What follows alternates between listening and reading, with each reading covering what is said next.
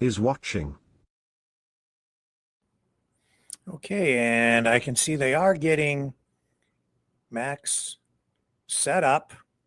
He's in the queue, and we're ready to bring him on live. As soon as the camera goes live, we just have a black screen at the moment, but there he is, and I think we are ready to go. I think so. Welcome back, Mr. Bernier. They're still getting the camera. How are you? I am just fine. Thank you so much for everything tonight and for joining us here on the program again. We had a few other interesting guests on tonight: Randy Hilliard, Jordan Keeley. And the conversation turned to what does the PPC need to do to get some traction and get yourself and maybe some others elected to Parliament in what will be your fourth general election. What Randy said, it's strategy, and I know that you're determined to hold true to your values and principles as a party. So how do you broaden the appeal? Okay, thank you for asking. It's a great question. You know, I was member of parliament for 13 years. I was elected. I know what to do to be elected today or tomorrow. I just have to tell Canadians what they want to hear. I just have to do polling and focus group and tell them, the narrative, the leftist narrative. I won't do that. We are doing politics differently. And you understand that it is not a slogan. That is the reality. We don't do any polling. We don't do any focus group. We don't want to know what the Canadians think because the public opinion has been manipulated by the leftist media, by the Uni Party. We are out there to tell them the truth based on facts and science, like we did during COVID-19. So maybe Canadians are not ready right now to listen to the truth, but they will, because the more time is passing, the more difficult it is for them. And we are in a recession, we are losing our freedoms, and they will question the Uni Party. And what I can tell you, the People's Party of Canada will be there when Canadians are ready. We don't have to change our message. I know that traditional politicians at every election, they're doing polling and focus group with a new platform to tell Canadians what they want to hear at that time. We have the same platform since the creation of that party. And what I said in 2019, I said the same thing in 2021, and I said the same thing in 2025. And I will say the same thing when the next election will come in 3 years or 4 years. And yes, the goal is to have candidates elected. But before that, we need to change the public opinion. We need to educate and inform the population. And it's very difficult when you've been canceled, when you don't have any visibility with the mainstream media. But what is our strategy? Our strategy is don't change the message, but try to be more visible on social media. And that's what we are doing. And I'm very pleased to be with you tonight. Actually, we started an account on TikTok. I'm not dancing on TikTok. I'm speaking to young Canadians about the real issues and the real solutions. And I try to do that with a clip of 45 seconds. That's new for us. That's a way to be able to reach to young people, because we know that young people are more receptive right now to our ideas, because there's the one who suffered the more with these bad economic, social policies. And so they are more open to the real solution. And so that's what we are doing. And, I'm working with all the candidates across the country to be sure that they will be ready for the next election. And that's the rebuilding of the party. We are doing that at every elections. We have candidates who are staying with us. We are candidates that are saying, no, I did my part. I'm still supporting the People's Party, but I want to do other things. And so we have to renew our candidates, and we are doing that right now. So it's a revolution that we need to do. And that revolution won't happen in a year or maybe in 2 years. After 7 years, yes, the last election was not a good result for us. We were not happy with that result. But why? Because we thought that we'll have a discussion about mass immigration, knowing that 65% of the population were and are still on our side, and they're saying no to mass immigration. But that election was not a real election. It was a referendum on who will be the best one to deal with President Trump, Carney or Poliev. That was, the election was about tariff, Trump's, and, we didn't have any discussion about all these other issues that we have in this country. So that was a tough elections for us because we didn't have the discussion about the real issues and mostly mass immigration, knowing that we have a lot of support there. So I believe that the next election will be different. We'll have candidates ready.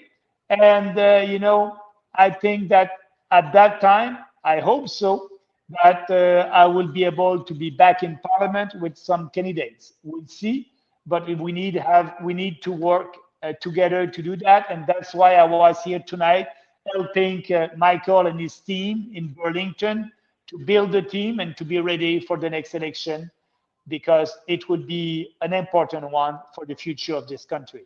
So do you think by the time we get to the next election, which some people think could be as early as December, depending what happens with the budget, but do you think that this 51st state, tariffs, the economy, those issues will have waned to some degree, and that the culture issues will be back at the forefront? Yeah, I think so. Actually, I don't believe that we'll have an election this fall or early winter. I believe that the budget will pass. You'll have 3 members of parliament that will vote for Carney, or you will have some members of parliament who won't show up to vote. So, I don't think that will be an election this year. That being said, we need to be ready for an election in 2 years or 3 years. But answering your questions, at that time, I think the cultural war will be the real issue. The recession will be stronger. It's sad to say that, and the inflation will be higher. So all the standard of living, the cultural war, the lack of integration with our migrants and immigrants who are coming here, the debate about multiculturalism and mass immigration. So I think, yes, that may be the debates of the next election, and we just need to be ready for that, and we will. And it seems you're playing the long game. I know that you are putting a lot of effort into working with young people in sort of a youth wing of the party. Can you explain or just elaborate on that? What's happening on that front? Yes, we're very happy that we have young people who are with us and fighting for us. We need more of them. And they had a conference in Ottawa a couple of weeks ago, our young organization. They are out there. And so when I'm traveling this month, in October, I did travel in Quebec, and I was able to build the organization across the province. And yes, I was out there to meet young people. They are telling me a lot. They are helping me also to promote, my Twitter account, for example. I'm doing that with a young guy, 18 years old. So they are helping us to promote our ideas. And I'm 62, so I need them to help me to be more efficient on social media, and they're doing that. But at the same time, I'm telling them, be active on social media also and in the real life, and that's what they're doing. And what we want to do with them, we want to try to integrate them, maybe not formally or informally, in our organizations, writing associations across the country, to help them to be more efficient and being able to speak to the young population more efficiently. And I guess that's why you're so focused as well on Bills C8 and C9 because of censorship and keeping the internet open to ensure that even if you're not allowed to participate in the leaders debate or in mainstream media discussions, that the social media platforms are still available to you. Is that one of the reasons you're so concerned about it? Absolutely. But also, I'm concerned for Canadians because it can be me, it can be you, it can be anybody who the government won't like. If you say something on social media that the government doesn't like, they can cut you from the internet. They can also charge you for hate speech. So these bills are authoritarian bills, and Canada won't be a democracy anymore if these bills pass. And we'll be able to see that in a couple of weeks. So that's why what I said tonight, let's help us to fight these bills.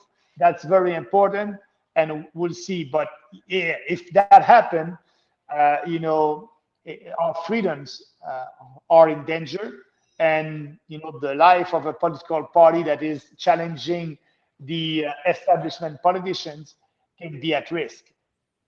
All right. Well, Mr. Bernier, I know that you have many people who would like to dance with you at your event there tonight, so we won't keep you any longer, but I'll throw it back to you. Is there anything else you would like to add, think we might be missing, or just a final message you'd like to share? But first, I want to thank you for having me tonight. That's giving me more visibility, and as you know, that's something that we try to have more and more visibility. So you are helping us there. And if your viewers want to know more about the People's Party, they can go on our website, peoplespartyofcanada.ca, read our platform. It would be the same platform at the next election. They can follow me on X, Maxime Bernier. They can follow us on YouTube, Facebook, and all the social media. And if they like, and if you like what we are saying, please, speak with your friends and your family, share our tweet or our post on social media. And that's the only way that we'll be able to grow. So we need everybody, and we are working hard to be able to be out there and speak with Canadians. Well, thank you for allowing us to be part of your 2025 State of Our Nation Gala. It's been a privilege for us to participate in it. The PPC, yourself, definitely committed to free speech and open discussion, and I really do thank you for that. And you will always have a voice here. You are always welcome, and thank you. Thank you again, and good night. All right. And folks, that brings us to the end of our special broadcast tonight, our live coverage of the 2025 People's Party of Canada State of Our Nation Gala. And it is